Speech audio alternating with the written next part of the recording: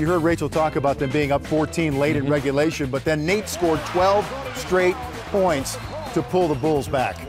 Mid-range game, off the dribble, between the legs, get fouled on the three, and then gets the crowd involved and is able to go to the line and drop 3 free throws. I mean, while he's bringing them back into the game.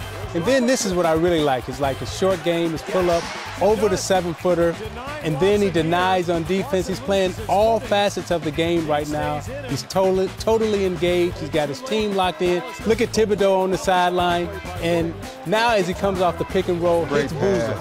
Most guards in this situation, they pull up in the lane and they take the shot, they take the hero shot. Nate passes to the open man, and you know, he just had a great game. How big was this play right here out of the timeout? Baseline drive, baseline drift, going for the win at home. Yes, and the follow-up by Noah. I mean, you know, the baseline drive, baseline drift, you know, was a great play.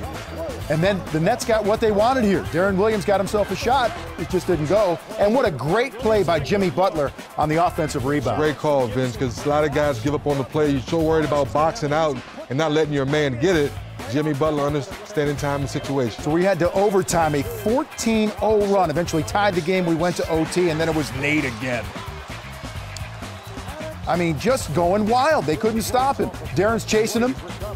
Gets a little screen, and then back to Noah. Great interior passing. And Noah and Boozer definitely play well together. They pass the ball well inside, and you know, they both can finish around the basket, and they never get up. This was a huge play by Joe Johnson. Covered, going left, tough shot, tough floater in the lane, game winner. I mean, he and Nate were battling the whole fourth quarter in overtime. Joe came alive. He had 6 in the first overtime. He came alive, made some big shots, but some people say, Joe, why did you wait so long to get going? And then Nate, he said it best.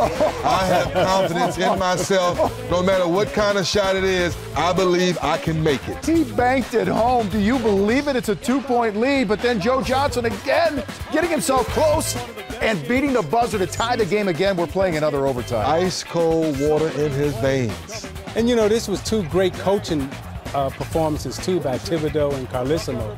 At the end of the game, they were all getting good shots.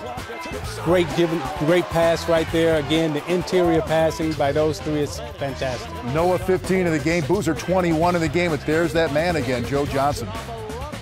And he hits. And he is fouled. But I say it again, guys, what takes you so long, Joe, to get engaged to the ball game? You shouldn't wait till this late in the game. Chicago with the 1-point lead, and that was big. That's a 6th foul for Nate Robinson. He's out of the game, and a lot of people in Chicago had that kid's reaction, hands to the head. Yeah, and this is when you would think that Brooklyn would really take advantage of the situation, but Chicago kept battling, they kept fighting, and eventually they ended up winning the game, and they just found a way to win. But that's a great play by Lopez to block that shot, and now we head to a 3rd overtime, and Nazr Mohammed gets himself involved. The old Chicago kid again. Nazi's got all the moves. He's a great rebounder, great interior player.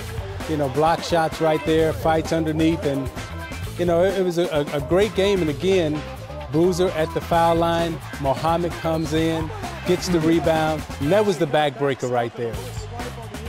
Nazr Mohammed had 8 points, or 9 points rather, in the game, none bigger than right there. And you could see Noah on the bench. He had fouled out as well. It became a war of attrition. Who would outlast the other?